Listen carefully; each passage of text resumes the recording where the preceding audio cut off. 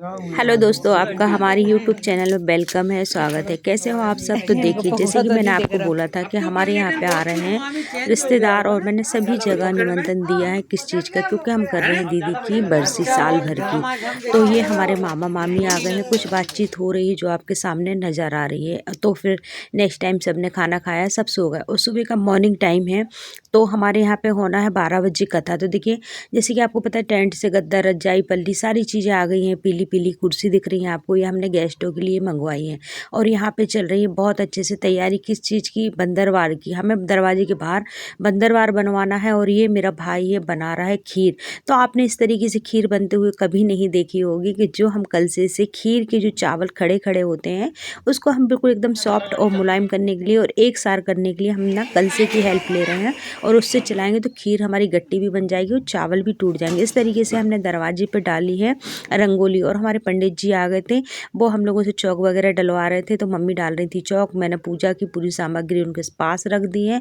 तो आपको पता है कि यहाँ पे किस किस चीज़ों की पूजा होगी मैं आपको बता रही हूँ। इसके बाद मेरे भाई बहन, मेरी बहन आई है मलाजखंड से, मेरे भाई आए हैं जबलपुर से, ये दोनों भाभी आए हैं और मेरी मम्मी रो रही हैं क्योंकि आपको भी पता है कि ये सुख का त्यौहार नहीं है, मतलब सुख की चीज़ें नहीं कर रहे हैं, हम साल भर की बरसी कर रहे हैं। और मम्मी की जैसे कि बड़ी बेटी शांत हो गई तो मम्मी को तो दुख है ही, क्योंकि मम्मी उनसे बहुत ज़्यादा प्यार करती थी। इसके बाद पंडित जी ने कर दी अपनी पूजा की तैयारी और यहाँ पे पंडित जी पटे पर सभी भगवानों को विराजमान कर रहे हैं। और आपको पता है कि सुपारी पान चावल इन सब चीज़ों से हमारे जो भगवान है विराजमान हो जाते हैं। कलश वगैरह है जो हम लोग वहाँ पे गए थे इलाहाबाद, वहाँ से गंगा जली लेके आए थे, गंगा जली पूजन होगी।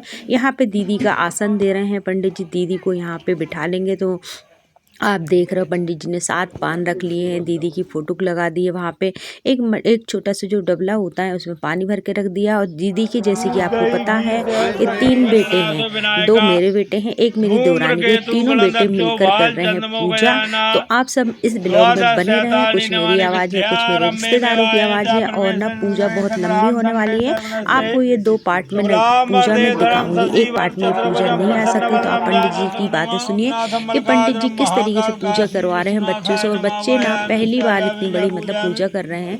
जैसे कि जब दीदी की हमने बरसी करी थी, मतलब सॉरी तेरही करी थी, तब उनने पूजा में बैठे थे और आज वो पूजा में बैठे हैं। और ऐसा कभी मौका ही नहीं आया, भगवान करे कि ऐसा मौका इस पूजा का किसी के घर में और किसी के बच्चों के पास ना आए। भगवान सबको अच्छा रखे। तो पंडित जी करवा रहे हैं दही से भगवान जी का अभिषेक। तो वो बता रहे हैं कि इस तरीके से अभिषेक करना है बेटा आपको। तो पान के पत्ते और जो अपन पंचमेवा बनाते हैं ना दही का, उन सब से हो रहा है अभिषेक। तो आप लोग बने रहे मेरी वीडियो में और ये वीडियो अच्छी लगे आपको। और जैसे कि आपको पता है कि श्राद्धों की पूजा किस तरीके से करते हैं और जब हम पुण्यतिथि की मतलब 1 साल की पूजा करते हैं वो किस तरीके से करते हैं, आप लोगों के यहाँ किस तरीके से करते हैं, मुझे ज़रूर बताएं। आप लोग बने रहें ब्लॉग में अंत तक। तो जैसे कि आपको पता है पंडित जी ने प्रसाद में क्या बनवाया था, मलीदा थी, अठवाई थे और ना क्या धुली मूंग की सॉरी मसूर की दाल के बड़े थे और 16 दिए थे। तो भगवान जी ना भगवान जी को भोग लगाने के लिए 5 हमें प्लेटें बनाना पड़ती हैं। तो मैंने 5 प्लेटें बना के भगवान जी को भोग चढ़वाया। इसके बाद अब जैसे कि आपको पता है कि दीदी की श्राद्ध है साल भर की, तो अब निखिल कर रहा है मेरा बड़ा बेटा पूजन। तो ये एक दूसरे को हाथ लगा लेते हैं, तो जितने लोग पूजन में बढ़ जाते हैं उनकी सबकी पूजा स्वीकार हो जाती है। तो इस तरीके से दीदी का अभिषेक करवाया उनने, दीदी को तिलक करवाया, जो पान के पत्ते रखे तो उनके लिए और दीदी के लिए तिलक करवा के हार चढ़वाया। और इस तरीके से पूजा हो रही। आपको पता है कि मतलब जो हमारे लोग शांत हो जाते हैं उनकी पूजा क्रिया से करनी चाहिए, क्योंकि अगर उनका आशीर्वाद चाहिए और आप चाहते हो कि उनकी आत्मा को शांति मिले तो जिस तरीके से पंडित पूजा करवाएं, जितनी सामग्री बोले आपको लानी चाहिए और उस तरीके से आपको पूजा करनी चाहिए। तो यहाँ पे पिंड भी पड़ेंगे। और ये देखिए हम लोग ना घर में ही दीदी के लिए माला बना के रखी थी अपने हाथों से बच्चों ने, और जैसे कि बंदरबार बांधा था उसी टाइम इन लोगों ने माला बना ली थी। तो ये हमने दीदी को माला पहना दी। उसकी वीडियो थोड़ी सी स्क्रिप हो गई मुझसे, इस वजह से मैं नहीं लगा पाई।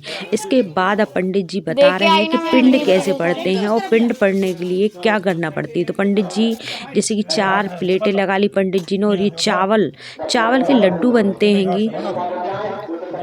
16 लड्डू बनते हैं चावल के, है ना। तो 4-4 प्लेट में डालना। आपको डालना कैसे लड्डू, तो वो पंडित जी मेरे बेटे को बता रहे हैं कि अंगूठे और एक उंगली की सहायता से आपकी जो पत्तल है खाने की, मतलब उसमें ये 4-4 लड्डू गिरने चाहिए। तो 3 बेटे थे, 1 एक्स्ट्रा, ठीक है। तो इस तरीके से वो बोल रहे हैं हाथ में घी लगा लो और आप लड्डू बनाओ। तो जैसे पहली बार बच्चे करते हैं तो नहीं होता है बच्चों से, क्योंकि कभी इस तरीके से उनने पूजा देखी नहीं है, कभी इस तरीके से उनने पूजा करी नहीं है। तो पंडित जी बोलने लगे रुको, आपसे लड्डू छोटे बन रहे हैं, मैं लड्डू बना के दे रहा हूँ आपको और आप प्लेटों में गिराते जाना। तो मेरा बड़ा बेटा गिराते जा रहा था। तो इस तरीके से इस प्लेटों में ये जो 4-4 लड्डू बनते, इसी को बोलते हैं पिंड।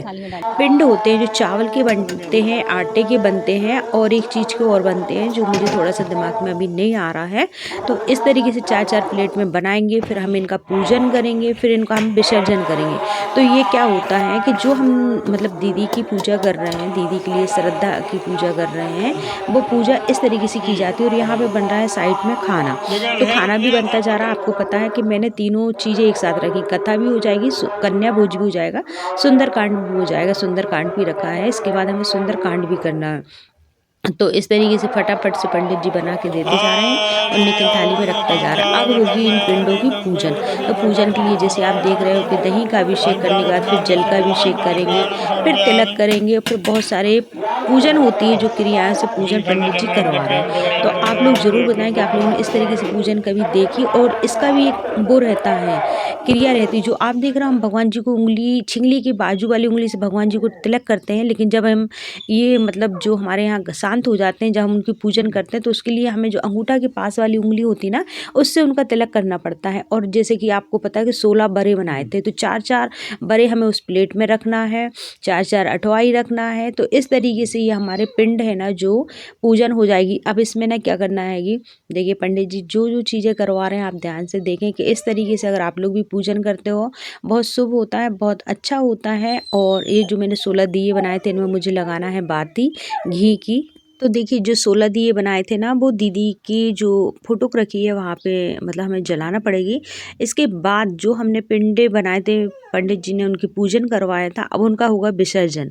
तो उनका विसर्जन किस तरीके से करते हैं, उसमें एक ना लाल रंग की रोली से इस जो प्लेट है पिंडों की जो प्रसाद की, उनको हमें बांधना पड़ती है, और इनको हमें किसी तालाब या किसी कुएं में जाके विसर्जन करना पड़ती है। तो पंडित जी बता रहे हैं बच्चों को कि इस तरीके से आप इसको बांधें, और बांध के आप लेके जाएं और विसर्जन करें। और जाते टाइम तो आप बातचीत करते जा सकते हो, लेकिन आते टाइम आपको यहाँ पे बातचीत करते नहीं आना है। लेकिन अभी बीच में एक काम और है, आप लोग रुको और देखो। जैसे कि जितने लोग हवन में बैठेंगे, तो पंडित जी ने बोला है कि जितने लोग हवन में बैठेंगे, जो हमने ये प्रसाद बना के रखा है उस पर फूल चढ़ाएंगे और हाथ जोड़ेंगे, तो वो ही लोग हवन में बैठ सकते हैं, बाकी कोई हवन में नहीं बैठ सकते। जैसे आपको पता है कि ये पिंड जो पड़ रहे हैं ये दीदी के नाम के पड़ रहे हैं, तो जो पूजन में बैठेंगे वो इस पर फूल चढ़ाएंगे थोड़े थोड़े और प्रणाम करेंगे। तो जैसे कि सबसे पहले हमारा बड़ा बेटा है निखिल, तो वो ही सारे काम करता है। और ये 16 दिए जल गए हैं, 16 दिए जलने के बाद ये भी विसर्जन पे जाएंगे। तो इस तरीके से मतलब भगवान ना करे कि किसी के घर में इस तरीके से पूजा हो, लेकिन जैसे कि आपको पता है कि ये हमारी निशानियाँ होती हैं जो हमें करना पड़ती है। तो पंडित ने सबसे पहले गऊ के लिए निकलवा दिया, फिर ये कौआ के लिए निकलवा दिया, और ये कुत्ते के लिए। आपको पता है कि जब हम कोई भी काम करते हैं तो 5 प्लेटें निकलती हैं, कौआ, गऊ के लिए और हमारे कुत्तों के लिए, ठीक है।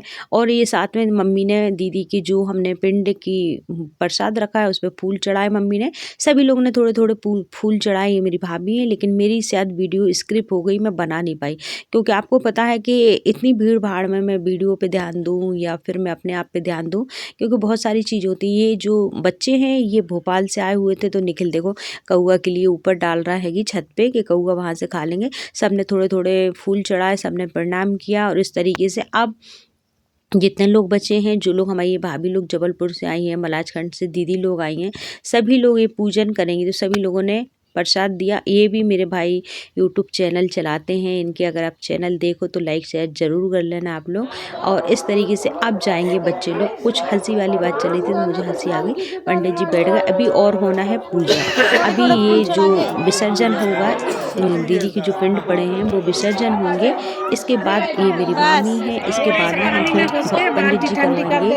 अभी ये है ना जो अशुद्धि की पूजा हुई है, पंडित जी बोल रहे थे, इसके बाद जो पूजा होगी वो शुद्धि की पूजा होगी। मतलब ये जो श्राद्ध है ये पूजन अपनी कंप्लीट हो गई है। अब इसको एक स्टील की बाल्टी या एक लोहे की बाल्टी में आपको लेके जाना है विसर्जन के लिए। लेकिन पंडित जी बता रहे हैं कि पहले आपको दाएं तरफ लेना है, फिर बाएं तरफ लेना है, फिर सीने में लगाना, फिर माथे में लगाना, फिर इसकी खुशबू लेके इनसे आशीर्वाद लेना है और इनको एक बाल्टी में डाल के विसर्जन करना है। तो इस तरीके से देखिए बड़ा बेटा कर रहा है। अभी जो हमने चारों प्लेटों में पिंडे पड़वाए थे वो पिंडों को सारों को लेके जाना है कहाँ पे, तालाब में विसर्जन करने। तो हमारे नज़दीक तालाब है, हमारे बच्चे वहीं पे जाएंगे।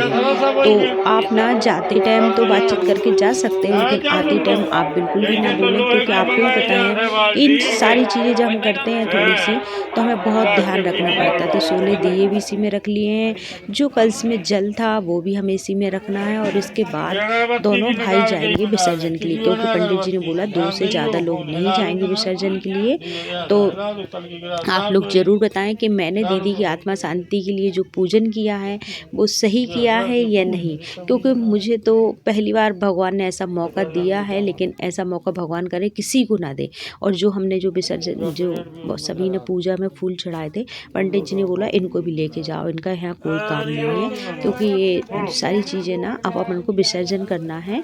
जब आप वहाँ से आओगे तो दोबारा से फूल रखेंगे और दोबारा से हवन चालू होगा।